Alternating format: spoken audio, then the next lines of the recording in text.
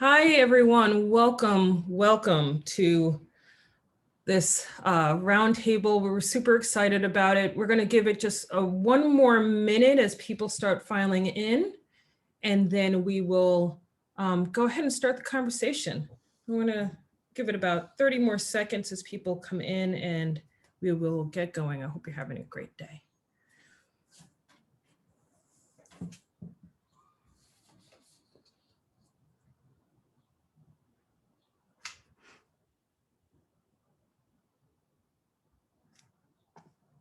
Welcome if you're joining. We are going to give it just one more minute as people are coming in, and we're going to get started with this conversation. Really appreciate you being here, spending some of your precious weekend time with us. Really looking forward to the discussion. Thank you. Hello, Maha. Welcome. We are just giving a minute or two before folks, we start the conversation, and we are ready to go. Fantastic. Thank you. Good to see you. Everybody. Fantastic. Thank you. So welcome. Rename yourself, Amaha. Sorry. Oh, sorry. Great. My name is Maha Selassie from Gem City Market. Excited to be here and for this conversation. And we're going to do further introductions in a little bit, but you also have the ability to change your name in Zoom.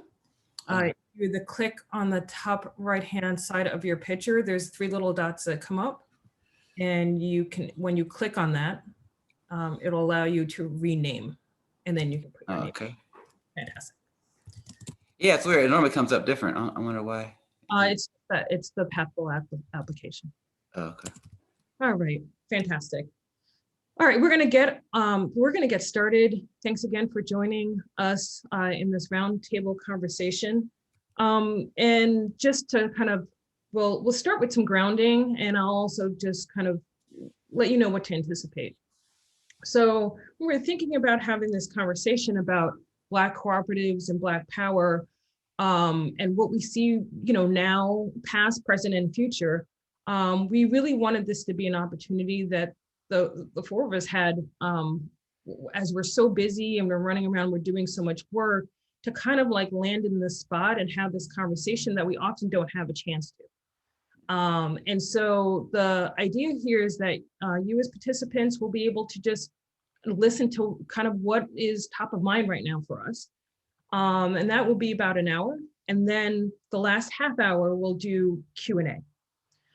This space also is meant to be one in which is Black centered. So that the point of view, the conversation is centering Black people, Black lives, Black cooperation. Everyone is welcome. The more the merrier for sure, but that is the intent of the space. We will not be doing or having conversation about kind of basic concepts, basic frameworks about Black lives, Black cooperativity, that type of thing. Like, that is assuming that you have some kind of understanding of the framework already. And if you don't, that's fine. There's going to be lots to learn, and there's some things that you might be able to kind of, after this session, be able to kind of read about and learn about. So everyone is welcome, and we're so glad that you're here.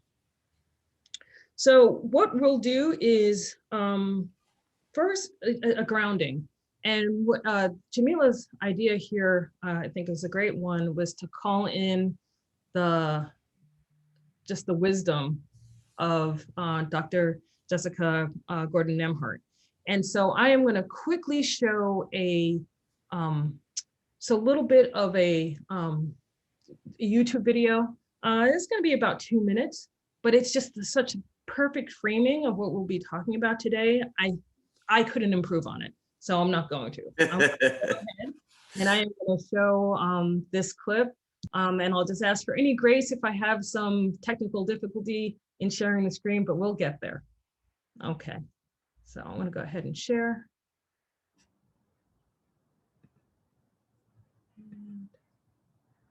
All right, and this will be about 2-minute clip. I want to bring in our ancestors to this space. to bring them in. I want to recognize the struggles of all those who combat racism, police brutality, and state violence. Remember the fallen. Acknowledge the movement for Black lives. And just to say, I stand on the shoulders of people who have used solidarity and cooperation for survival and to thrive. So I want to talk about this issue of why economic justice, economic democracy, and economic justice are so important to the racial justice movement.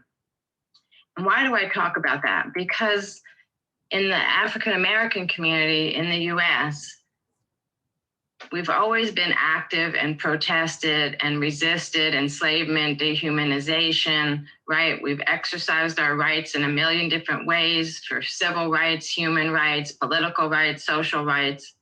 We've also been active in trying to gain economic rights, especially some economic independence, some economic equality and justice, but those movements haven't been as pronounced. We don't talk about them as much. We haven't been involved in thinking about that connection between economic rights and political rights for African Americans. And I think that this, the lessons I've been learning from studying African American mutual aid, cooperativism, and solidarity economics, I think the lessons we've learned are lessons for any group, especially any subaltern group around the world. And so I wanted us to talk a little bit about that today. And Henry wanted me to be a little provocative, so hopefully I am. Okay. I think it's a place to start, but before we dive in, I want to give the opportunity for this incredible panel to be able to introduce themselves in the way they wish. So we have, I'm going to just go across my screen and have you do your introductions. Jamila, would you like to start off?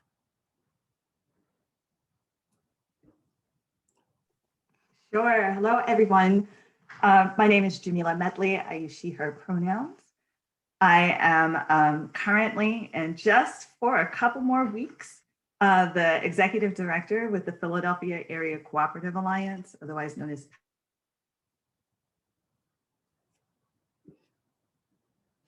Jamila, PACA, be leading that role at the end of the month.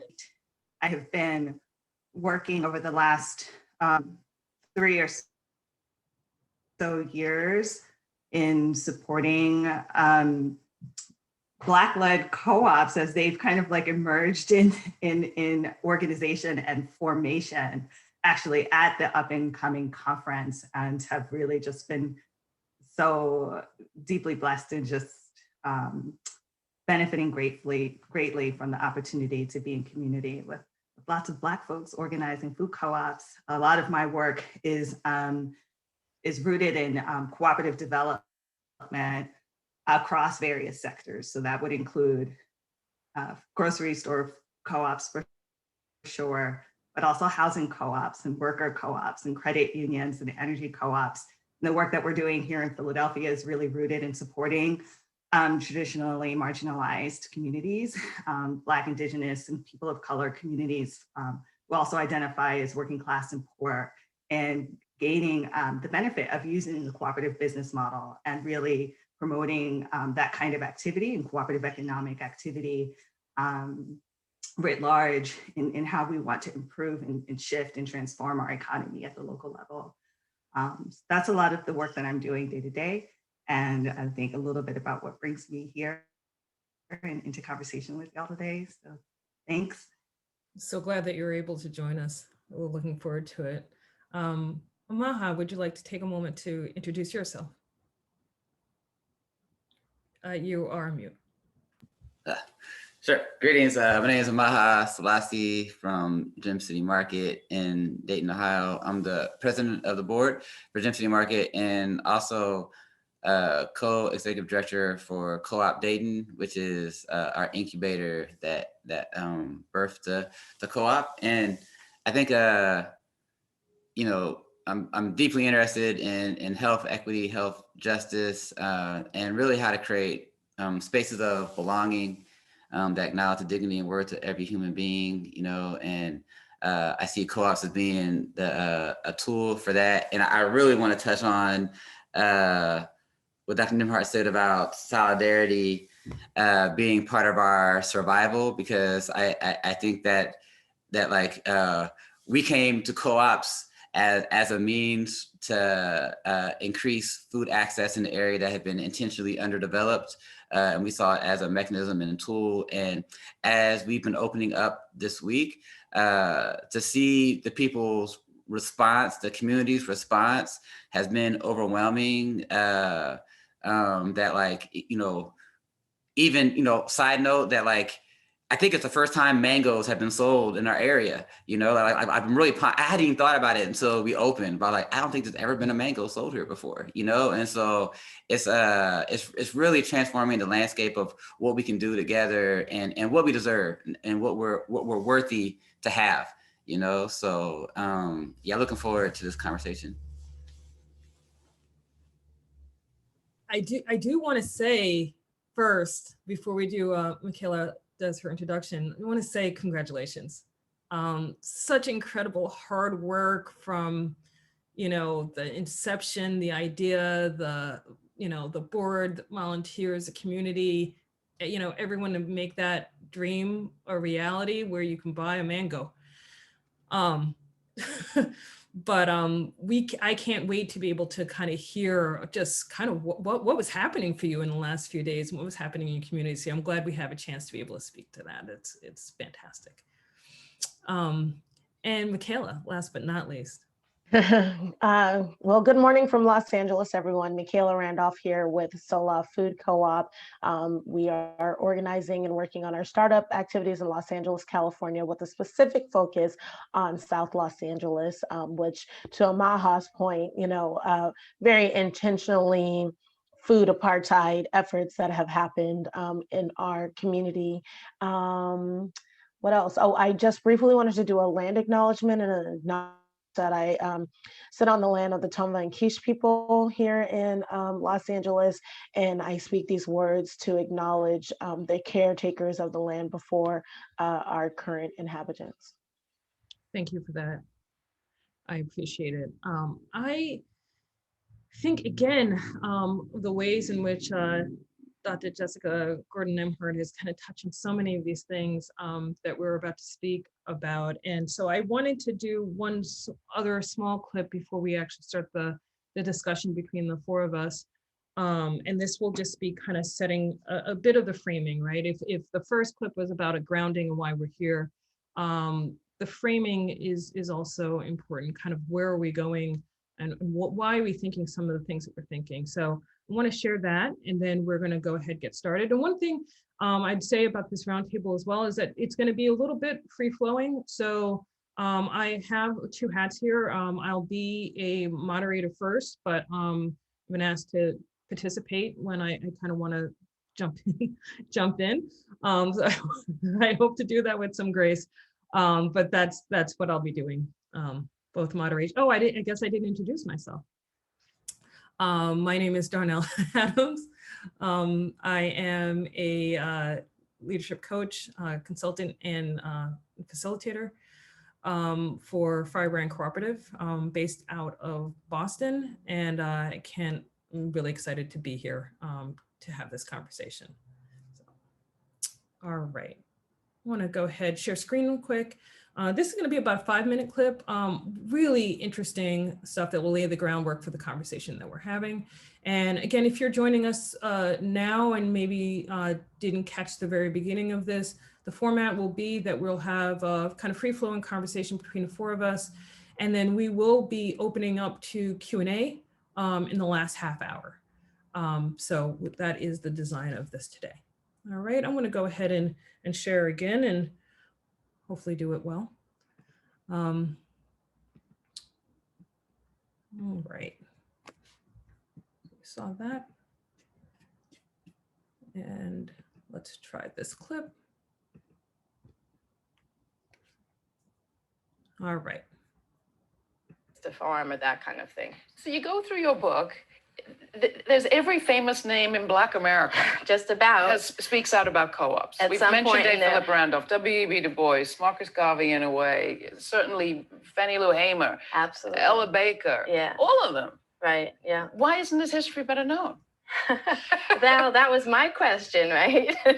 What happened? I was trying to figure out what happened. And then when I started talking about it, everybody kept telling me Black people don't do co-ops until I would lay out the story for them. Yeah, some hippie thing. Right. Yeah, it's not. And Black people don't do that, right? So seriously, what did happen?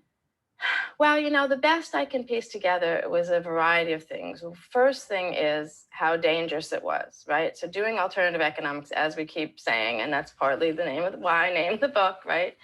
It was dangerous, especially in the South. You could get lynched, right?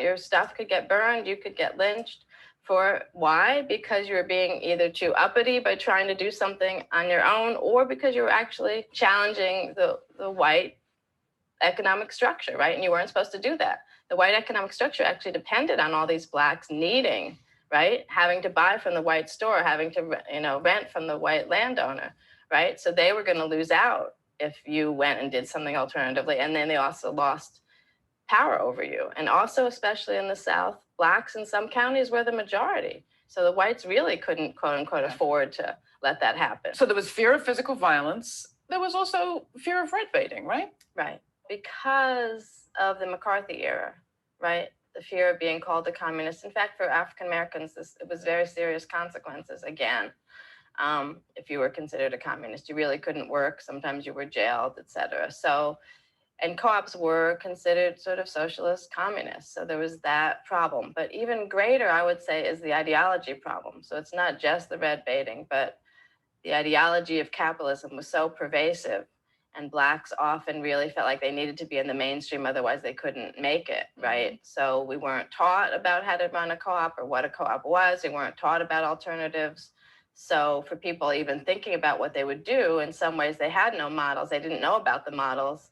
They were practicing it, but they weren't talking about doing cooperative economics, especially in the 60s, because again, they felt it would be too divisive, both within the Black community, because not everybody in the Black community agreed with co-op development, and outside the Black community, it was too dangerous to be seen as talking this commie stuff or whatever. So they wanted to stick to civil rights, political rights, what was in the Constitution. That's what they stuck to, especially in their public speeches. So even though everybody in their organization, people they knew, the local communities were all practicing co-op economics when they could, it wasn't talked about. But also remember, it was also dangerous, right? We still had in the 60s people being killed, not just for registering to vote, they were being killed for trying to do alternative economics sometimes. And lynchings had been going on for 100 years. And part of that was people trying to do alternative economics and things. So on the one hand, I want to ask you, what do you think the cost was of that kind of divorce between civil rights talk and constitutional rights talk and economic rights and co-op talk? And then the other part of me wants to focus on the positive. Why do you think it's coming back now? Maybe you can answer both. So I'll answer quickly about the divorce between the two. I think is the reason for why when I first started talking about this, everybody Black I talked to said Blacks don't do co-ops. We have that. Okay, it's kind of a cliffhanger, but there is so much there. So we're going to jump into a bunch of these things. And I want to start with Michaela. There's a lot going on here, but what's top of mind for you right now? Honestly, this clip couldn't have been better set up for what's top of mind. It was so interesting because when we think about when the statement saying Black people don't do co-ops, right, just resonated with me, because what I was thinking about this morning is I'm born and raised in Los Angeles, and I knew nothing about cooperatives. It was not in my education at all. And I was just thinking, like, if there's even in an economics class that even mentioned cooperatives, as I was going through schooling, then that just would have even introduced the idea that there was a different economic model for us to tap into. And I'm so grateful because of my work in the cooperative, I actually am able to teach my 13-year-old daughter about cooperative economics, right? And what does it look like when you're able to do something together and with your community? I mean, and she's like, oh, you're doing something from Sola. It is like second nature for her to be like, oh, I understand what this is. I get it. And so I think there's just such an opportunity to educate our up and coming generation, right? Through the actions and the work of what we're doing. And that feels incredibly inspiring to me. And so then in that education, we get to shift the dynamics, right? We're not doing business as usual. We're not saying the status quo is enough. And so that's one thing that just came up this morning. But the other thing, and that I've shared with you, is that in South LA, we are experiencing additional grocery store closures, right? And it has really made our work even that more important, right? Because when you're just thinking about the basic concept of how people are able to put food on their tables, and where they are going, and what is the effort that it takes to get that food on their tables, and for a I would say, billion-dollar corporation to close in a community, it really is just an affront, right? Just saying you're not worthy of, even the most basic necessity. And so I think the work that we do is so important because, first of all, we've been waiting, especially in Los Angeles and South LA, for decades potentially, for someone from the outside to kind of shift the dynamics and to kind of solve the problem that we're looking for and looking to kind of address. And we can't do that. I mean, it is just like, even now in 2021, for like a large known grocer to say, oh, we're going to close these doors because we can't afford hero pay, $15 an hour in Los Angeles, like you're not gonna be rich. I mean, I can't even say that's a living wage in LA. And so to say we're gonna close the door, that just like, not only is it just we don't care enough about our employees to pay them a livable wage, we don't care enough about this community to ensure that they're having a place to get their food. It's just like, on so many levels, it's just like, no. And so it's such an opportunity for all of us, right, to build this shift, that says we're not looking for the outsiders to come in and solve our problems. We're going to do it ourselves, and we're going to value our people. And this is something we can do together. So that feels, that's really what's top of mind, because it's something that we see, and it's such a disappointment, and it feels personal, right? And it like literally, like in my heart, it just like hurts sometimes, because I'm like, wow, like I grew up here and I patronized these places or shopped on behalf of my grandmother, for like years. And then when the rubber hits the road and you're like, oh, this is what we need to do, you choose to close the store. Like, I mean, that's just, anyways. So that's what's top of mind. Either Amaha or Jamila, kind of anything that you're thinking, either in, kind of riffing on what Michaela said, or the video, or anything that's kind of coming to mind for you right now. Go ahead, Amaha. I appreciate what Michaela said, because, connecting with that and with the video, like that stood out to me too, that like, oh, Blacks don't do co-ops, right? I mean, you hear that, you know what I mean? And so to me, like, part of this is about redefining Blackness, like what we have done historically, that goes against the image of how white has framed Blackness, and create us in this thing that we have to redefine Blackness for ourselves, devoid of a white imagination, and so, within is another example of self-determination and developing a counter narrative, of what we want in our communities, what we are worthy to have in our communities, and situating everything differently, and I appreciate what she was saying, because for a long time we've waited for Superman, we've waited for some other thing to do for ourselves, what we could do for ourselves, right?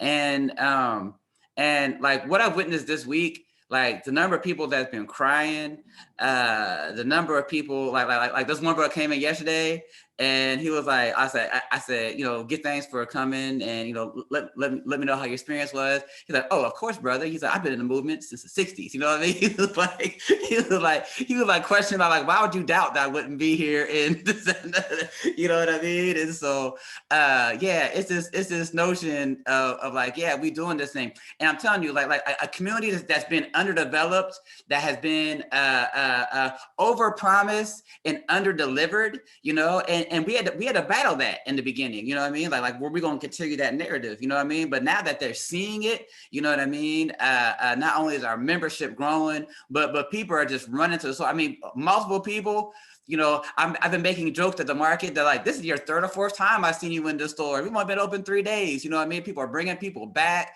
and it's like, even the EBT, off the chain, we expected 30% EBT. We're probably about like 50% EBT. You know what I mean? So like the people in the community that we built this for are showing up. They're loving it. They're coming back. And I think that it's this whole notion of like how we redefine our communities, our power, right? That we expand our we. You know what I mean? How we see ourselves and each other. And it's the hope that's being generated as people are realizing that, yo, we did this, because people's fingerprints are all throughout the market. They can see their decisions being made, because I see, to me, the cooperation and why it's so challenging the dominant narrative is that like, it's a collective effort, right? Like how we bring our gifts and talents to the center. So when we look at our communities and we see the gap between the gifts that are in the community and how they're being utilized together for the maximum benefit of the community,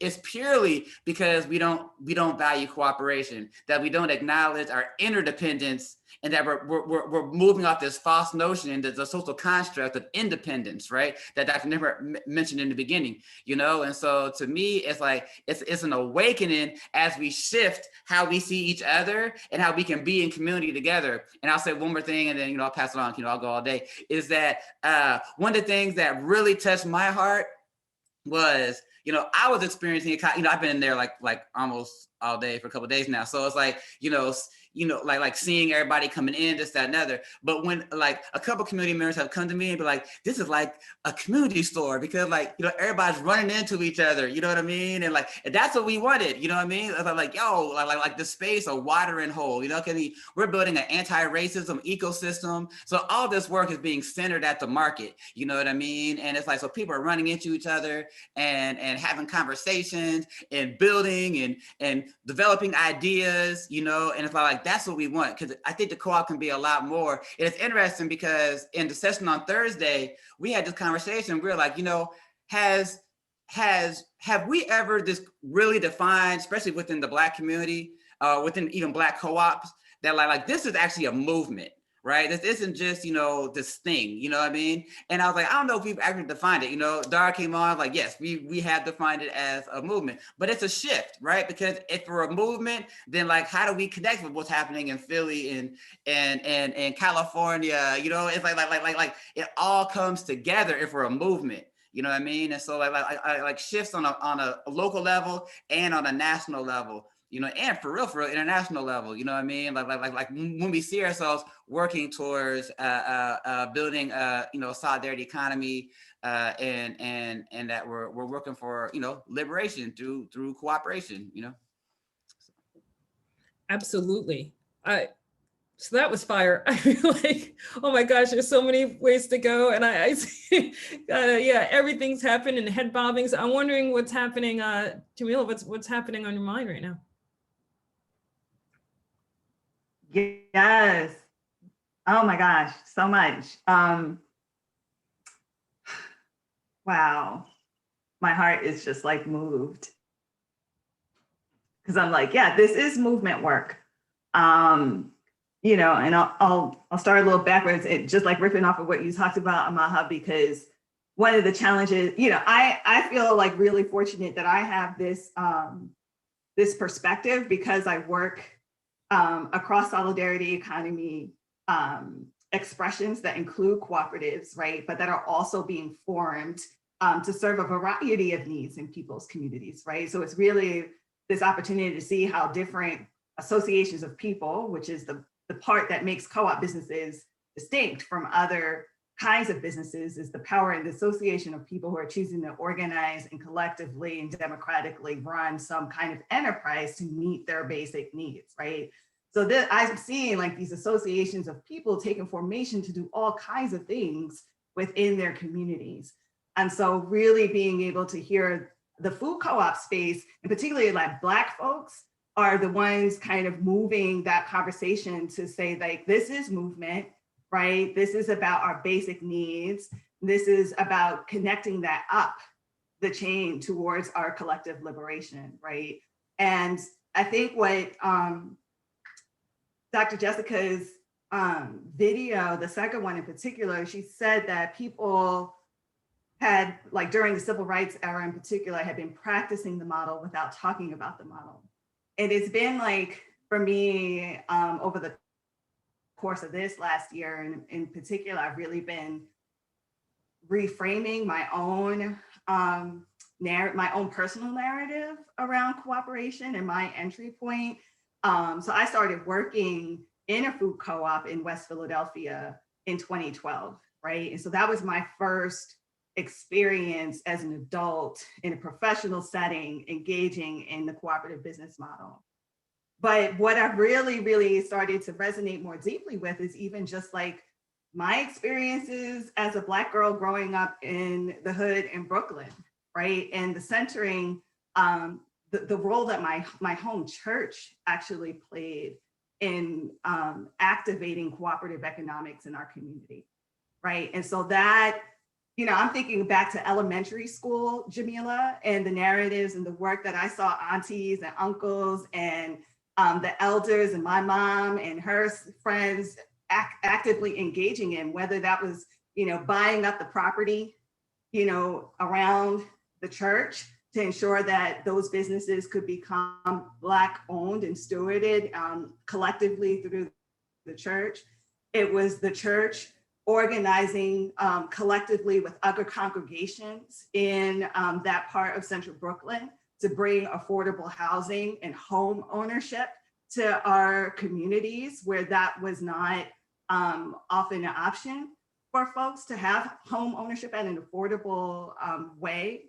And I'm like digging back in my own crates to be like, what are these examples of cooperation that I benefited from, right? Because other people were doing it and that were modeled for me that are at the ethos. It's our roots and culture. And I'm like, of course I'm doing this work. This is what was modeled for me. This is what we do. And so that framework, even in my work with PACA, we do, you know, like co-op 101 workshops. And one of the icebreakers that we often do is just like, and specifically when we're doing this in communities with Black and Brown folks, is helping folks like remember, right? Because this is what we're doing now is reclamation, right? And so a lot of it is about remembering. And so inviting people to even just like share their own lived experiences and the examples that they've seen of how like cooperation is happening in communities, right? Whether that's not like, you know, taking care of each other's kids. Some of us are actively doing that stuff now, like whether that's grocery shopping for each other during the pandemic, setting up pod schools, doing people's hair. We're always freaking doing this activity. These practices are our roots in culture. And so the addition of being able to provide language, like to talk about it, to mainstream it, and to integrate it as a part of our lives is like this opportunity that we're having. Because the practice, even if we never named it or never talked about it, this has never gone away. It has never gone away from us. And so that's what I feel hyped, like, you know, 3 years now from when I first came to my first up and coming conference in 2018, to see that we even had like a Black-led food co-op day in a whole space where it was just like Black cooperators together, like pow, so much power. You know, the thing that really, I kind of got goosebumps when you said about remembering, because I kind of was reflecting on that actually for quite some time now. So just a couple thoughts on this. So one thing was when I started organizing here in Boston for some time in Dorchester Food Co-op. I remember going to my parents' home in New York and telling them, I'm doing this thing. It's like, it's exciting and it's new and whatever it is, and food co-op, et cetera, et cetera. And then I kind of start going into the, and the ownership's like this, and this is how you do, and trying to explain what a co-op is. And my father turned around and looked at me and he was like, oh, yeah, a co-op, of course. And I had never heard him talk about a co-op before in my life. Then he was like, yeah, your grandmother, she never had a bank account. She just had the susu. And I was like, the what happened? He's like, that's right. That's how she saved money. And I'd never understood, because she never had seemingly a lot of cash, like wealth. But every couple of years, she would take these trips like to all these places in the world. Egypt, and she's Israel. I was like, I don't know how she's doing this. And he's like, yeah, that's how she saved for it. She was, part of the susu. And so it made me think like, oh my gosh, like this is part of my own history that I never knew of. No one talked about it. It was just like, this is how we do the thing. And like, here I am coming to like, tell my parents what's going on. They were like, yeah. And my grandmother, I'm sure, could have told me a thing or two as well, if she were there to tell it. So that was one thing.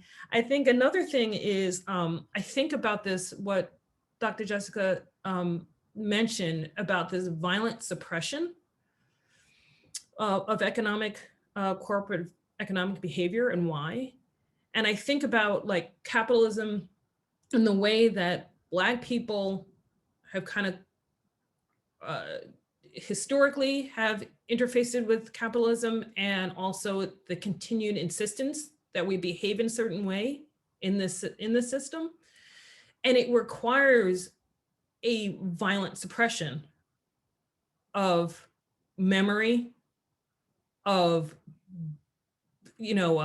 creative business ideas, because we're supposed to either be consumers, or we're supposed to be like the worker working at a minimal wage, or maybe even working ourselves to death in order to keep the system going the way it is.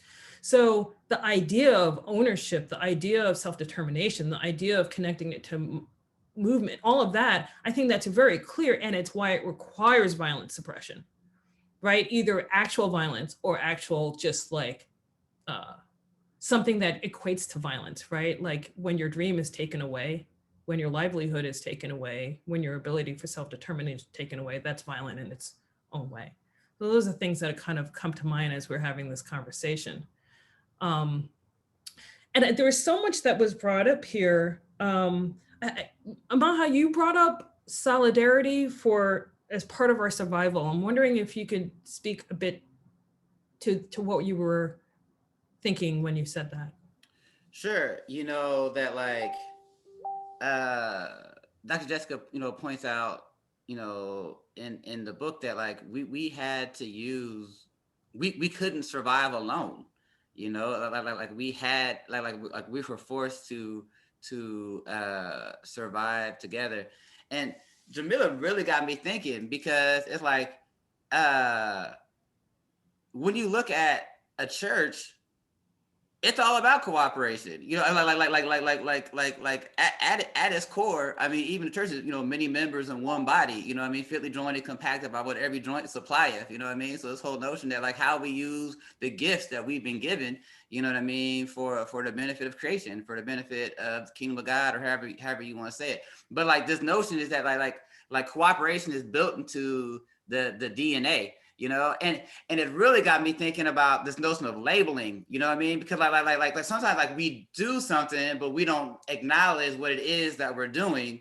And so perhaps part of this remembrance is labeling what is as what it is, so that we can situate ourselves in this thing of cooperating already, and how to expand that out, so it's not like doing something new and different, but it's about going deeper into what we already are, Yeah, because I think like this notion of expanding our we and building, to me, solidarity is a shared identity, and so how we expand our shared identity and how we harness the gifts and talents that comes with it, because like cooperation is just a whole, it's a next framework, right? Like so to me, like when we're talking about, so okay, let me pull it back a second. Like I'm real big in counter narratives and really challenging the underlying assumptions, meaning what do we build off of constantly without ever thinking about it, because we don't question it. Like, one example which you couldn't change is like,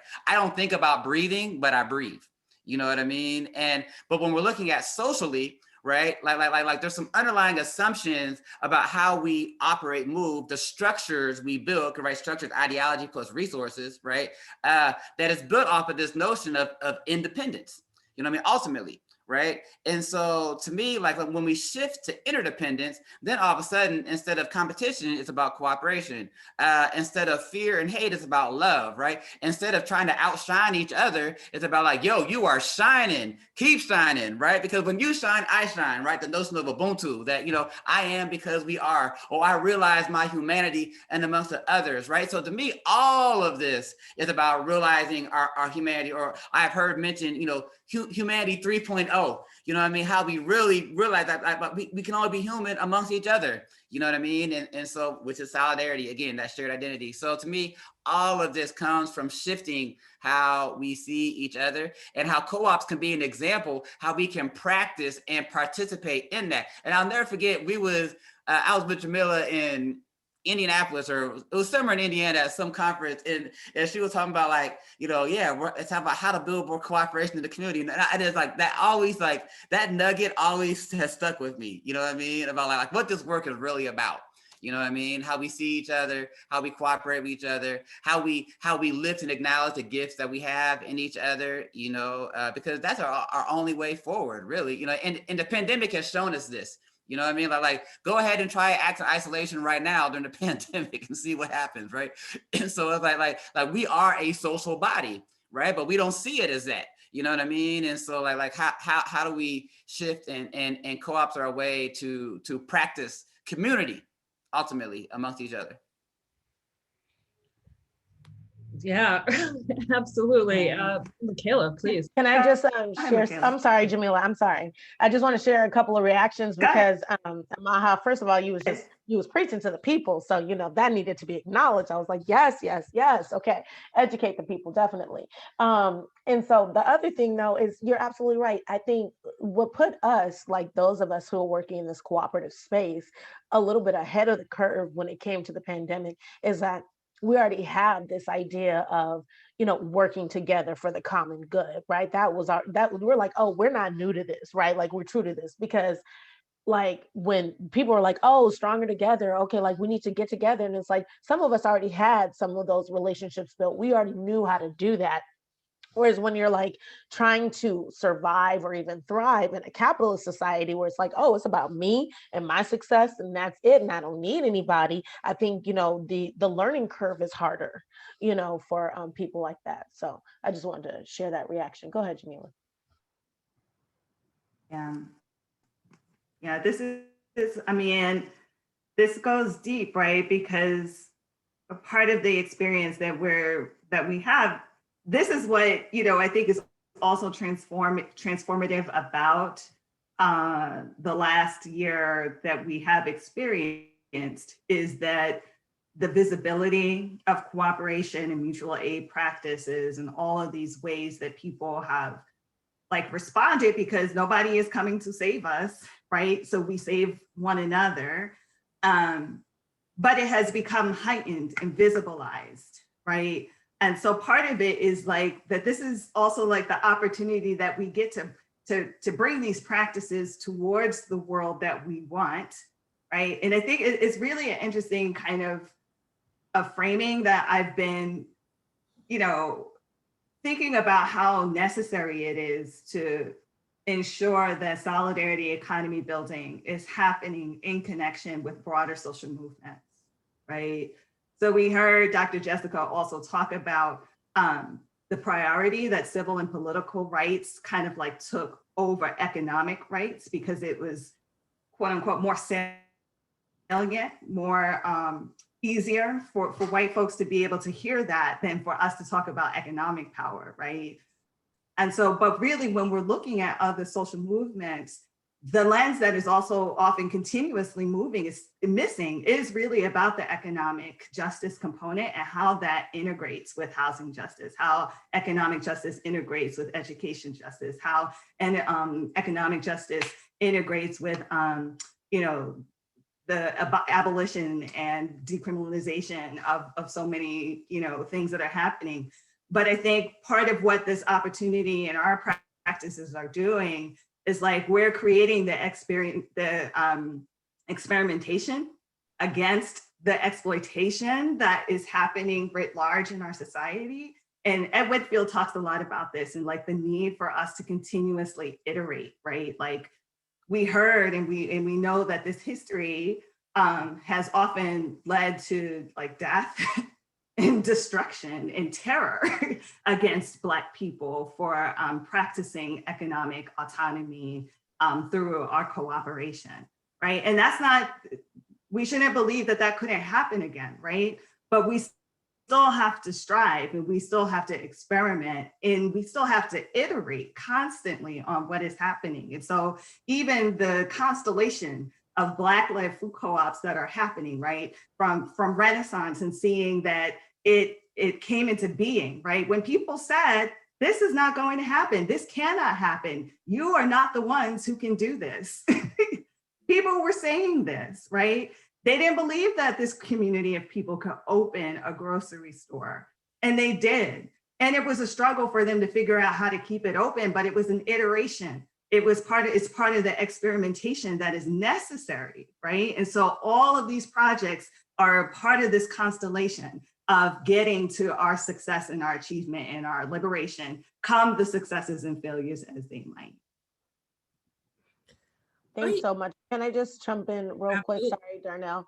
And say that, your pairing, I mean, and that's what I love to do is like, make those connections, right? Like the food co-op world to housing and all of these different things. And I would add into that, like environmental, kind of justice and issues. And I always consider myself kind of this accidental environmentalist because I don't know, to be an environmentalist, it just sounds so white and sounds like what I'm really not about.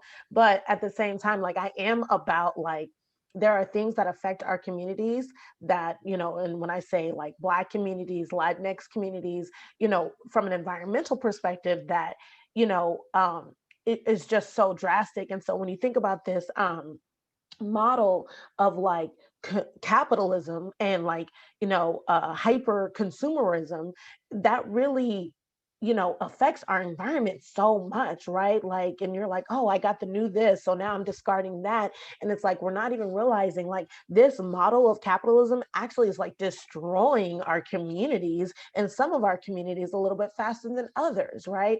So I just wanted to elevate that, like keeping environment also into this kind of vein of connectivity and thinking about this model. Something I was thinking about and kind of wondering, or something I'm reflecting in this conversation, in many conversations I've been having with Black co-op leaders, and I'm wondering what your thoughts are. There seems to me to have been a shift, a dramatic shift, even in the time in which I've started going to Up and Coming, which maybe was 7 years ago, I don't know.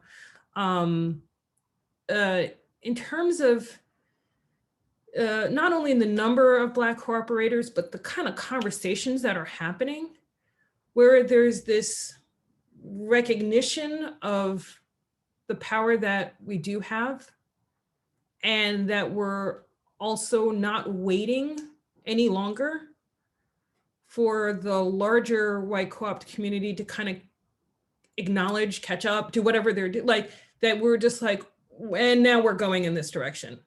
And people can decide to kind of jump on or be a part or not, it doesn't matter. Like the focus seemed to change. And I'm wondering if any of you have had that kind of observation. What do you think happened if that is how you see it as well? Yeah, I think beyond even the co-op world, I think last summer was just a turning point. And last summer, the literal bus that is like, that humanity has been on, I feel like the drivers got switched, you know what I mean? Because it just got made clear that like there's some work that needs to be done and a new driver needs to go, because the current driver or the past driver couldn't do it.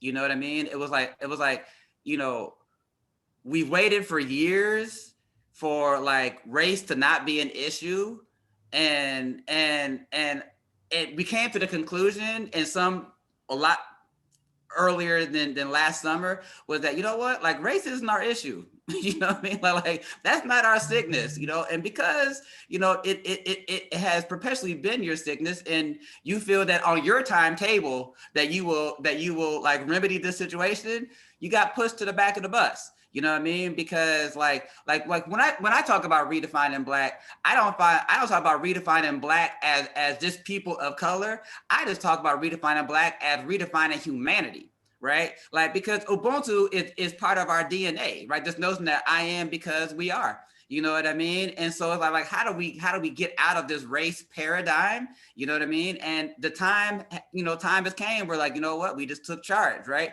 And so I think that's happening on a global level, right? And on just beyond co-op world. But within the co-op world, it's the same thing. You know what I mean? It's like yo, like we shot the gap and we're going forward. You know what I mean? Like we're walking with everybody, and this, that, and others. It's not even a question. You know what I mean? But we're not waiting. You know what I mean? And I think it goes back to that urgency. You know what I mean? Like, look, people are dying. You know, like I can't even tell you how many stories I've heard this week. Like, man, it's so close. Like I kept hearing it. It's so close. I don't got to take 2 buses to get to the grocery store. You know what I mean? It's like we're at a necessity and need. It's not about like, whatever. You know what I mean? And so it's like there's a sense of urgency. You know what I mean? And we're rising to the occasion to meet that need. And so yeah, I definitely think there's a shift, and really I think like the model of co-ops is changing. I mean, we have 4,300 plus members. You know what I mean? Like you don't get that out of just convenience. You know what I mean? Like it's a need. You know what I mean? That we're addressing, and we're realizing we can do it together, because for a long time we've accepted lack of grocery stores in our area as being a norm. You know what I mean? And I'm guilty of it too. You know what I mean? But like, no, man, we're worthy. You know what I mean? Like, why can't we have a grocery store? Why? You know what? It's so crazy right now. And since we've opened, even before we've opened, like as we're getting close to opening, now we have the next city over when to open up a Gym City Market. We got the next city on the other side when to open up a gym. Like it's like everybody like, yo, let's do this, because they believe it's possible. You know what I mean? Because it's all an area that's been under food apartheid, all under area that's been redlined, where like Black has been synonymous with disinvestment and underdevelopment, right? By structural violence. You know what I mean? Going to what Darnell was talking earlier about different forms of violence. You know what I mean? And so yeah, I think the tide has turned. You know what I mean? And I appreciate, like, in Dayton we're hyper segregated. So East and West is 98% Black. East is 94% white, but East and West have come together and building this market. You know what I mean? It's like it's becoming a watering hole. It's becoming a place of racial healing. You know what I mean? That like we heal these historical wounds, that we don't pass them down to my daughter and to my daughter's children. You know what I mean? That don't say, oh, watch out for these people. You know what I mean? Like we're transforming the narrative of what we can do together. But regardless, the Black community is tired. You're tired of being tired. You know what I mean? Like we've risen up. You know what I mean? For real. Yeah, I agree with everything you said, Amaha. I mean, and I just want to say that, it is so, it feels so amazing to be on this panel with both of you. And Amaha, I just remember a few years ago when we were sitting like in a hotel, little bar area, and just like, we're talking Sola and Gym City, LA and Dayton, Ohio, and just like, how do we do this work? And I remember my first year coming to Up and Coming. I think it might have been about 4 years ago. So this might be my 4th conference. And I remember like we were just kind of scrambling, like the Black cooperators, to like have like a uniquely Black space that we could just like talk and everything.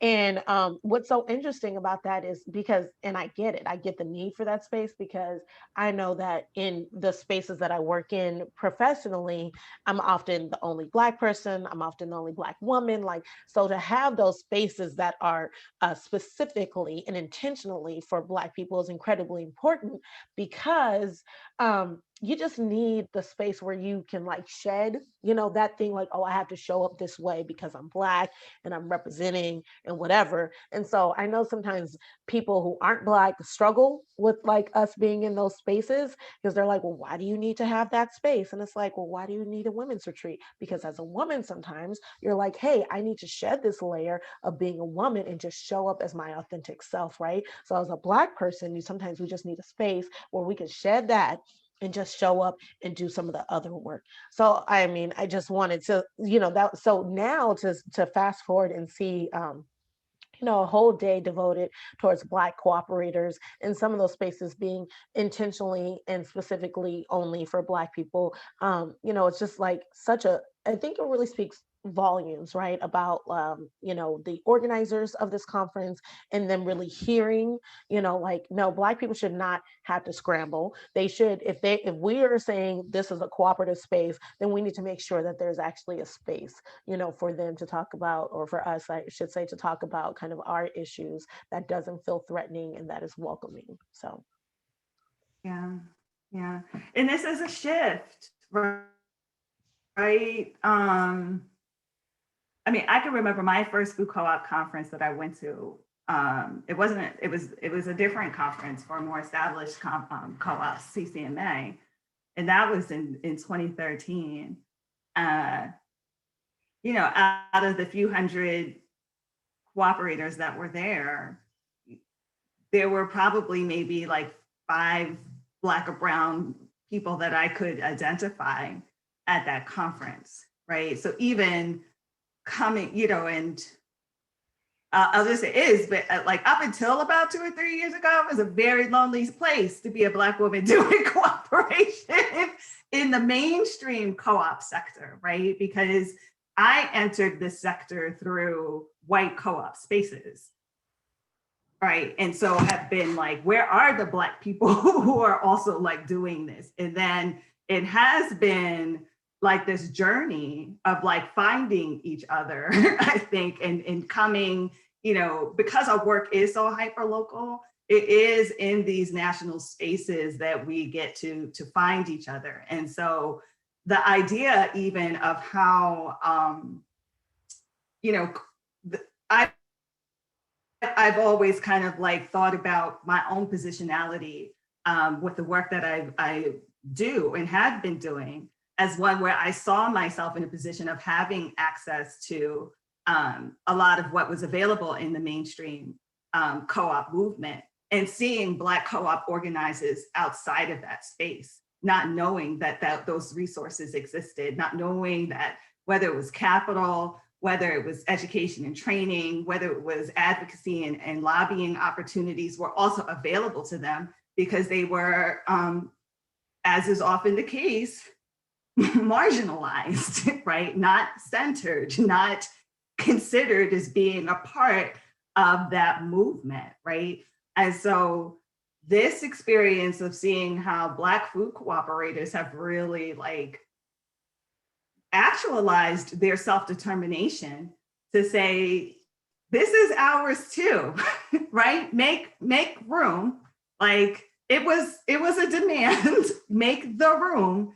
And over the years, there's just been, I think, an increasing awareness, particularly from like our white cooperators who have like shifted. They are figuring out how to shift too, right? Because so much of the dynamics of what our communities are even bringing into the sector is just like new variables and new lived experiences and new culture and new all kinds of things to have to interrogate their 40 years of history doing co-op development and making it new, right? Because we're here and what has been happening is not sufficient for our needs, right? And so the ways in which like we've been able to center cooperation across race, across class, across, regions, rural and urban and whatever we have going. It's been so inspiring, and that's not to say it hasn't come with some messes, because I can also say that the first time I tried and worked with another consultant to organize Black only spaces in a food co-op, that did in a food co-op conference, it did not go over well. There was a lot of resistance to that. So there's been a lot of work from Black cooperators on the inside to really try to support opening up this space for us to be able to come into. And I am so grateful that we have arrived. Can I say one thing before you? Okay.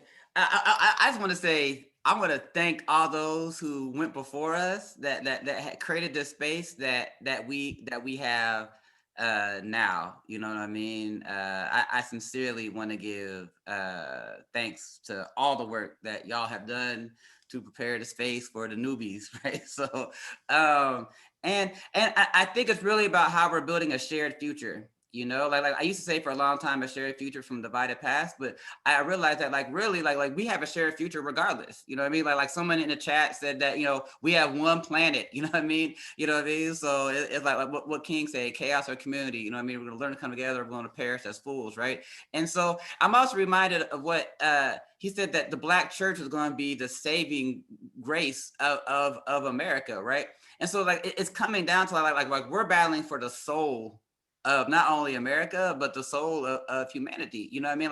Like this notion of hierarchy amongst human beings, you know what I mean? It's coming to an end, you know what I mean? For real. And people of all different hues are realizing that and are truly embracing that, because we're stronger together, you know what I mean? And there's going to be opposition, so I just want to put that out there, because I would be remiss if I didn't acknowledge that the space that we have inherited, you know what I mean, has been off of the labors of many, some that may never be known, you know what I mean, that made this possible. And so I want to lift that up.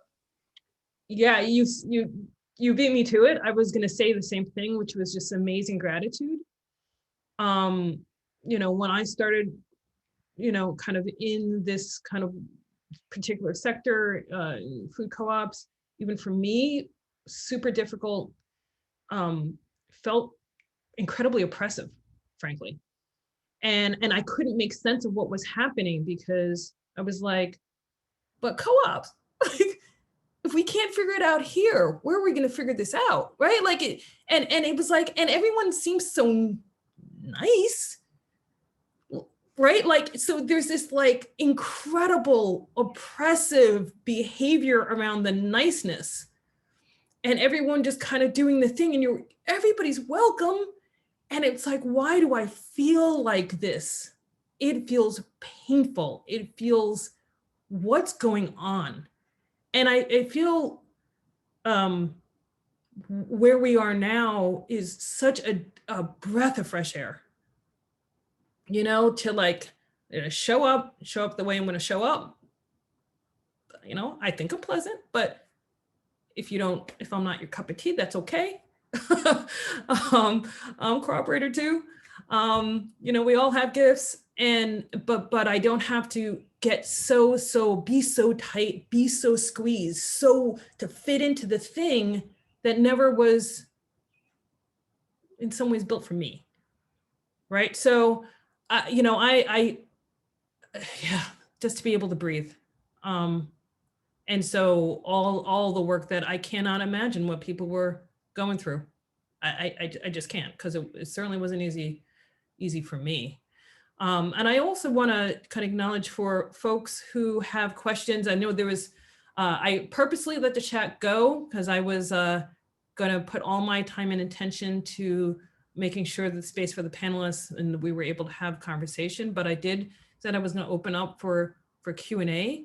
There's been great comments that have been kind of going by the screen. I know there's been conversation. Thank you for that. But if you have specific questions that you would like any of the panelists to be able to speak on, I definitely want to open this up for that. And I got a question from someone who's watching. Bonnie, our founder of Sola Food Co-op, she had a question, I think, for Amaha. Bonnie's on set because, you know, she's an actress and whatnot, so you know she's doing great things. But anyways, she had this question for Amaha around: is being Black led in your bylaws? Is that like written down, or how do you? Yeah, how is that kind of concretized or ratified? Yeah, Black led isn't in our bylaws, but we so our board is a 9-member board. One comes from Co-op Dayton, and then we have 3 community and then 5 worker owners. And we have 2 that are geocoded to the area right around the market, which is 85% African American. So we haven't been explicit about that, and maybe that's something that we should revisit. But as it is right now, it's been geocoded that way. Thank you for that. There was a question here from Bernadine. Good to see you here. How do we join the peer group for Black cooperatives? You might be referring to the Food Co-op Initiative peer groups that are happening around the country, which there is one from FCI that is primarily Black-led co-ops, and I'm not sure, you would need to reach out to FCI to see join. And then there's maybe also the National Food, maybe that's what you're referring to, Bernadine. And if you can speak to, I'll let you speak to that, Jamila. Yeah, maybe. So this has been like, there's so much emergence happening, y'all. Oh my gosh. So from like that first setting, you know, when in 2018, I think it was, when all these Black and brown people at the Up and Coming conference found each other, and then we were like, oh my gosh, can we just get our room someplace? Right. But I guess over the last year plus, Food Co-op Initiative and the National Black Food and Justice Alliance have been moving closer into relationship, and also like with FCI supporting the Alliance and being a centralized space to hold peer and expert-based education and learning and sharing spaces for Black food cooperators. And so there are monthly and bi-monthly webinars and calls that Black food co-op organizers are attending.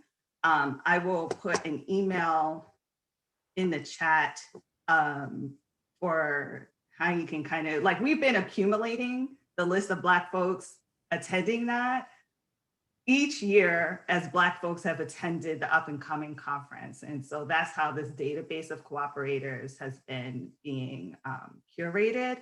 But we can definitely get you added. I'll drop my email so I can try to like make sure that I can figure out how to connect you or others who might be interested in joining that network, and make sure that we get you on that list. Thank you, Jamila. I want to, and Bernadine, I want to also just give a shout out to Patrice Lockhart, Anthony, also the incredible work that you've done throughout the years. I know it's not always been easy, for sure, but the breadth of work, the continued work, I just appreciate and value, and you've been all over this chat. I appreciate it. So thank you so much. I just want to give a shout out. There's so many people to give a shout out to, so I don't want to be remiss in thanking you all, but Patrice, appreciate you.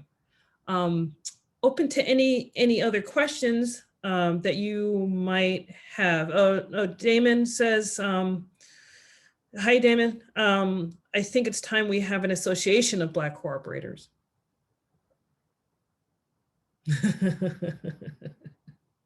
I couldn't agree more. Y'all, I know about this. It's coming. It's being worked on. Oh, we got stuff to share. Yeah. So what do you want to talk about? There's a conference coming. Yes. Oh my gosh, y'all gotta sign up for this listserv. There's a conference coming. Movement for Black Lives is like organizing Black cooperators nationally. We have several conversation points of this happening right now where we're strategic, like a number of Black cooperators are thinking about how to strategically organize us across sector, across regions, all throughout the country into this Black co-op movement, and making sure that we see and have the opportunity to engage and build with one another more intentionally and strategically as we're doing this work. So Yeah, Jamila, the floodgates seem to be open right now, you know, and it's like, you know, so it's finding Yes. like how do we converge all of this, you know, together? So yeah, I 100% agree, you know, with what was said, and like, yeah, it's happening, and anybody has ideas or wants to contribute to help make that happen, you know, we are the ones we've been waiting for, right? So it's like, yeah, let's do it. That's right. Jamila, if folks are Yes. interested in being in I that, put my email in the chat. I'm sorry. Yeah, I put my, oh, I don't know. No, I see your email. Yeah, it's like so much of this is decentralized. Yeah, so much of this is decentralized and becoming now. But if folks want to email me about their interests, one of the things that I can do, or maybe I'll try to see, because I know I just saw recently, I saved the date for, there's a conference being organized, and a save the date recently just went out. It's going to be a national conference for Black cooperators. And I'm going to also drop another email address for folks to reach out to me as well if you have interest and questions about some of this Black-led, you know, co-op organizing work happening across sectors. And I'll try to share as much information and find points of entry for folks. Okay, so I think what I've seen, I saw a question about Patrice wondering if it was the only way to get a hold of you, but you also have a second email address, which is jamila@jamilamedley.com. So want to grab that for anyone who's kind of interested, as this is kind of evolving as we speak. But if you just want to kind of hear what's happening and be in touch and also know what's coming down the pike in terms of this kind of convening that's happening, that's really kind of you, Jamila, to kind of be the person dispersing the information that you do have. It's super helpful. Thank you. Questions from anyone else, or questions for each other? Because we haven't, there was so much happening and you were bouncing ideas, but if there's also things, you know, it's like we sometimes don't have the space, Right, the time to actually even talk to one another. So if there's some questions for yeah, each I have the question and a thought, I guess. So like, as I'm sitting here right now, so this is purely off the top of my dome, right? Is that like, I'm wondering if, so Dr. Nemhart, she mentioned something about the subaltern, right? Or like, you know, oppressed, you know, people that like have narratives told about them that haven't, you know, and so I'm wondering if part of like this cooperation movement, right, is about centering at the margins, right? Because, you know, like oftentimes like traditional work is done without centering at the margins, right? Which is how we get to areas of underdevelopment and this, that, and other, right? So I'm wondering if like part of the principle is, and maybe it's already been stated, you know, come late to the party, so, you know, completely knows that, but is that centering at the margins, you know, connecting with Ella Baker, who says that, you know, the people that have the experience understand the experience the best, right? And so centering from there as the declared underlying assumption, or like how we do this work, because that also builds the bridges too. You know what I mean? So yeah, I'm curious to hear your thoughts on that, or maybe that's like old news, and I'm just like getting late to it. But yeah. I don't mind throwing my hat in the ring on this one. Old news. no, it's been spoken about, but I think since we keep seeming to build systems not doing it that way, apparently we can't talk about it enough. So I think that, like with anything, depending on where your focus is, your solutions can turn out totally different.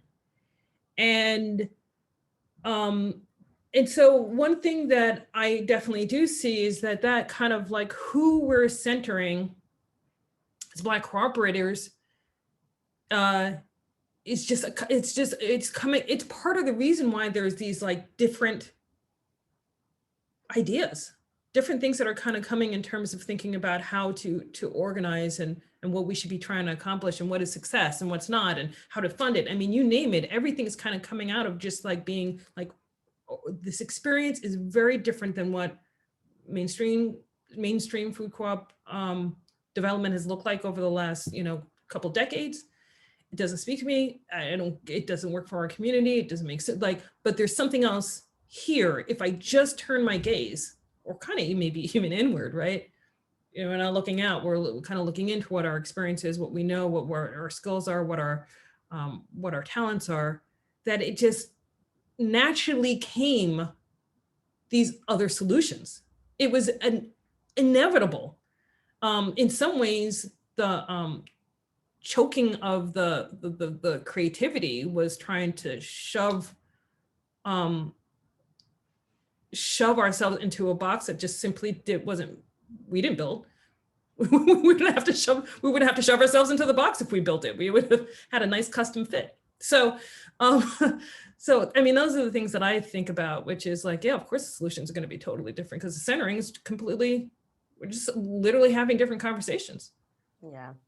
To that point, Darnell, like, and that's the thing, is like, just because it's not following this exact way does not mean that it's not going to be successful. It also doesn't mean that it's not going to work, right? So it's like, every community is so different, right? And so it's like, we can pull things. I mean, that's the beauty of the cooperative model, and the P6 of it all, is being able to be in a space where you're like, oh, okay, we can actually have a conversation. We're not in competition. We can share, some best practices. So you can say, okay, will this work for you? Well, maybe we can try that, and maybe it'll work in our community. Maybe it won't. But I think what's so inspiring and what makes the future of cooperatives so exciting for me is that, it's not a one size fits all model. You do what works, you organize in a way that works for your community. You make it, customize it, right? You customize that experience for what your community actually needs. And so I think that feels really inspiring. So thanks for sharing that, Darnell. Yeah. Jamila, do you have something to add? I mean, what's coming up for me is really, this project that my organization PECA worked on in 2016. It was called 20 book clubs, 20 cooperative businesses, and it was inspired by the reading Collective Courage. And one of the things that I'm gonna not quote this, but one of the findings from her research in pulling together Collective Courage is that she found that almost all of the Black co-ops that she encountered through her research had some element of study connected to the co-op's creation. And that also, when those co-ops emerged and also kind of like found themselves knocking up against challenges, they came back to study, right? So I think one of the distinctions about cooperative business development, I think in terms of like what is distinct about the models that are in the strategies that are being presented from our communities, and this is across the different kinds of co-ops that are happening, is this deepening of the need for the primacy and the centrality of relationship building, right? And the strengthening of the association of people being able to happen with investment critical to the need of being able to develop the enterprise, right? Because if we're not in good relationship with one another, if we don't have appropriate tools for making decisions together, if we don't have shared understanding about things, it can fuck up the whole thing, basically, right? So what do we need to know together in order to be able to go together? And so a lot of like what we are finding in our own community here in Philadelphia is the need for study and research to be like an entry point. Like you might think that you have a co-op idea, but we need to get to know each other. We need to start building and finding some things out that we can learn together, and so that we can then share this out to invite others in. But we have to have that formation and some foundation in our collective, in our shared relationships before we can even think about enterprise building. And that's a learning that we have here, working with like Black and immigrant and other brown communities who are also working class and poor. Is like, they don't want to hear about, I don't know who y'all are. We got to be in relationship with each other. And that is a distinct challenge to the traditional models of co-op development that have been dominant in practice. And, you know, and it's what also challenges the ethos of a co-op, right, over time. Like we often hear like these challenges of how food co-ops are like, sure, your grocery store is a grocery store and you got a business, but do you still have a co-op, right? Because that ethos and that sense of the association of people has just been challenged. And I think it's also the challenge of what, it also puts a limit, I think, on what the association of people can do when they aren't strengthened, right? So this notion even that you might start with the grocery store, but I think we understand through learnings from communities and in Argentina and Venezuela, right? Like we can think about workers who've taken over factories, right? When the owners were like, oh, we're out of here, this is done. And workers taking over the factories and creating new worker co-ops, right? And that same association of people who are laboring together in a factory have also now noticed like, oh, we need childcare. So they set up a child care facility that is also cooperatively owned. Oh, we need a health clinic. That same association of people have come together to meet the community's health needs, right? So the potentiality of what co-ops can do to really transform our communities is not on the business side, it's on the association of people side. And the investment that is needed to strengthen that part is a, like I said, it's a contradiction to what capitalism and this mainstream approach to co-op development wants for us. And we need to be mindful of it. Those are just such inspiring words. And what we're seeing here in South LA, and again, like, you know, when I came to my first cooperative conference, you know, I was like, oh, you guys like eat, breathe this, like y'all really know what this is. And I'm like, this is so foreign to me. Just like even the concept of a cooperative, you know, just like was not something, again, that was taught. It wasn't something that was like really practiced outside of the church environment. So thank you for recalling that memory, Jamila. You know, in our community, right? So there was like, oh, there's no, yeah, I just wasn't aware, right? And so, but now what we're seeing, I feel like, is like this implosion, especially around worker cooperatives, the idea that you don't have to just work and not have ownership in the place where you work, right? I think just like that shift in mentality. And so we're seeing like a yoga cooperative and, you know, that's worker owned, and like, you know, a shoe store that's worker owned, and like a bike shop that is worker owned cooperative. And I'm like, yes, get into it, South LA. Like we are, you know, are the ones we've been waiting for, and we're doing it, and we're showing these models of success, and that feels like incredibly inspiring. And that brings us that opportunity to build community amongst ourselves, right? Of saying, in South LA, where we've been so economically oppressed, you know, we are coming up with different models, you know, to illustrate success. And we're not waiting to use, you know, we're going back to our roots, we're understanding, we're doing the research, we're, you know, building the community, we're empowering, we're educating, we're doing all the things that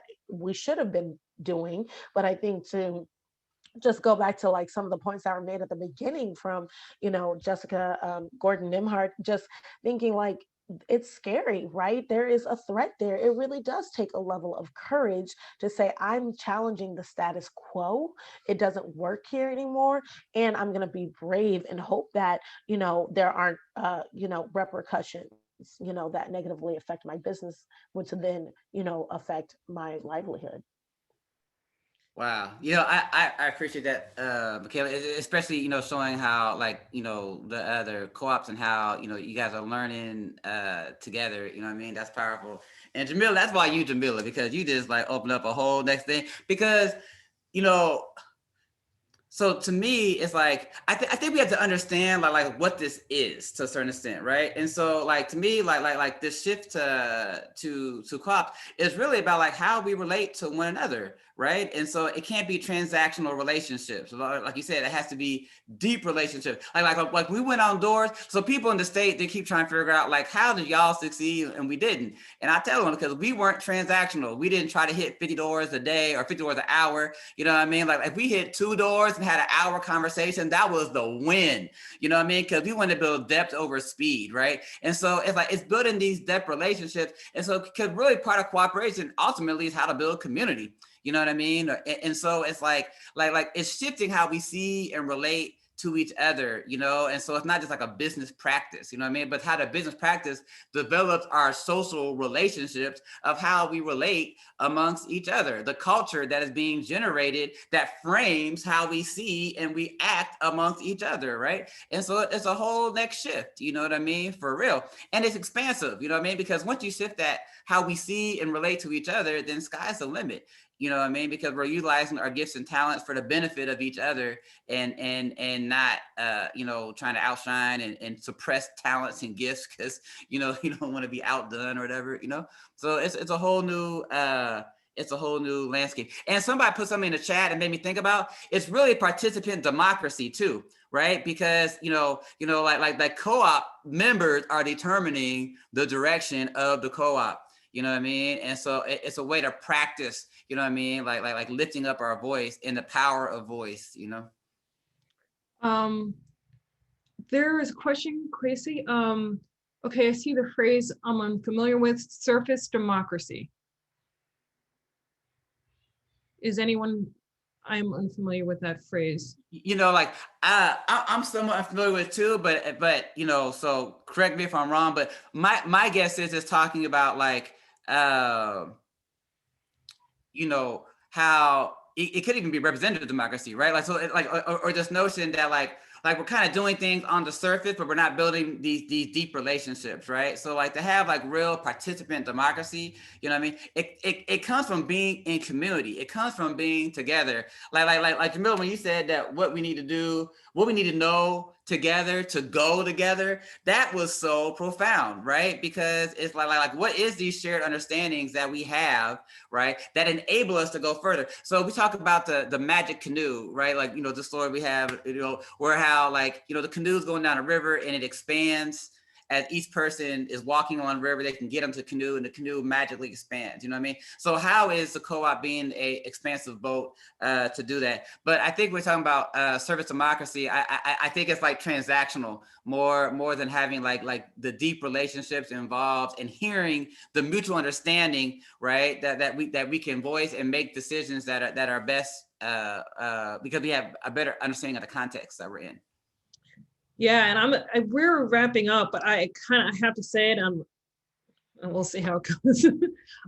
Jacqueline, thanks for joining us. I know that you had to jump in so we could save the. What up, Jacqueline? Stage transition, but we're like, Jacqueline's like, no, I'm not supposed to be here, and we're all excited. We're like, hey! So welcome. I'm glad that you're here, even though I know you don't want to be. You're just embarrassed. So I'm going to say something really quick. I know that some people are probably jumping off because we're supposed to end at 2:30. We might go over just a little over, and this might be a little bit of a bomb that I'm dropping, so sorry. But one thing I was thinking about the other day, I was thinking about this idea of transactional and transformational relationships. And I was thinking, I was like, what? Wait a minute. What if, so these relationships are happening all around me in some ways in these white dominant spaces that I just wasn't aware of. And as I kind of like ended up kind of moving in different ways through my business and kind of meeting folks, I was like, oh, wait a minute. The transactional relationships were happening with me, but there was these deep relationships that were happening where people were meeting each other inside rooms. They were having phone calls. They were, knew each other's families. They went to school together. All this stuff that I had no idea what the deep, deep connection was. And so meanwhile, there was this kind of idea of like, hey, you should just be able to pull yourself up with the bootstraps. You should be able to do this. You go it alone. Meanwhile, they weren't going it alone. Everybody had all these relationships and things that they were doing that I was just not necessarily privy to or invited to. So, I think like, I'm just not buying that anymore. I think that is a story that kept us all bound up, trying to just run on this treadmill of like, I just have to put my head down, do it alone, just do it alone. People aren't doing it alone, and they know it too. So I'm just saying, I'm not buying the stories anymore. And in that is like absolute liberation. And then also just, the focus is just different. It's like, okay, well, now that I know that, and put more time and energy into the relationships, the way that I want to go about moving in this world, saying the stuff that I need to say, wish to say. It's all different now because I realize a lot of the stories were just so true. This is my 2 cents. Sorry, I kind of end like boom, but it's what I think about when I'm out in my backyard gardening. So. Well, thank you so much for sharing that, Darnell. This has just been such a dynamic space to be in this morning, like just sharing space with all of you. I just feel poured into, like I got so much from all of you, and it just makes my heart just warm and feel bigger and, want to move, forward with this work with more vigor and renewed vigor. Thank you. And I want to give everyone kind of the final word before we sign off. Word. I just want to say I miss y'all already, but we're gonna, we are creating and holding and imagining all the ways in which we can be together. So it won't be too much longer before we get to do this again. And there are so many powerful and inspiring voices in our community. And I can't wait to go back and listen to so many other sessions that I missed this week. So I'm really grateful for the leaderfulness of our community and, for the conference organizers really sharing and holding and working to ensure this vision could happen and how we get to show up in this space. So, and thank you, Darnell, for holding space and bringing us together and holding the container. Much appreciation and love for you. And Michaela and Amaha. We're gonna do it again. Can't wait. Amaha, you gonna take us home? Yeah, I too when Darnell, I think if you called me, email or text, but when we put there, hey, I think about doing this thing on Saturday, I was like, oh yes, I'm there. It was like no doubt about it. You know what I mean? And I'm so thankful for everything that was poured into, and yeah, I've missed most of the conference this week, so I am so looking forward to catching some of these sessions, man. And I'm just I feel extremely poured into, and it's gonna be funny. I'm gonna be on the radio in a little bit, and so like I'm taking this energy with me on the radio. Trust that. Ready. You know what I mean? So I'm thankful for everything everybody has done and all the comments, and we are the ones we've been waiting for. And when I situate this, it's like I keep trying to you have the Niagara conference. There's different conferences, like things are just generating and bubbling, and so like how this is a momentous time in the furthering of our collective courage, right? So I'm just thankful. Well, I want to thank you Yeah, absolutely. I like kind of reach over. I had Dr. Jessica sign mine. I'm jealous now. Yep. I have it too. I mean, it's like the Bible. So like, you just have to, you have to have it like It's right there. close Reach by. out for it whenever you need it. There you go. Comment about everyone. Think that should be a requirement for everybody, for all cooperators, because there's so much. It's cooperative history. It's not Black cooperative history. It's cooperative history, right? I want to thank you all for. So this is kind of a warning in case you ever get a text or a call from me. I often will come up with an idea, but it's not fully formed. And so I'm like, I have this idea. I don't know what I'm gonna do. I'm not sure what's gonna happen. I do that a fair amount. So just a warning, if you ever get a call from me. But the three of you have been so gracious in being like, I don't know, but okay, whatever you do, it's gonna be fine. Because I didn't really quite know. But I did trust that just, sharing the space with you, that brilliance was going to happen. So I am deeply appreciative for your trust, that this was going to be a worthwhile and exciting experience. And I want to thank everyone for taking time on their Saturday to join us and to be highly participatory on the chat. And it's been a fantastic time. So I just want to wish you all the best. Healthy, happy, and we'll see each other soon. With that, I want to say goodbye and take care, everyone. Thanks so much. Bye. Have a good weekend, y'all. Yes, have a good weekend. Bye. Bye-bye.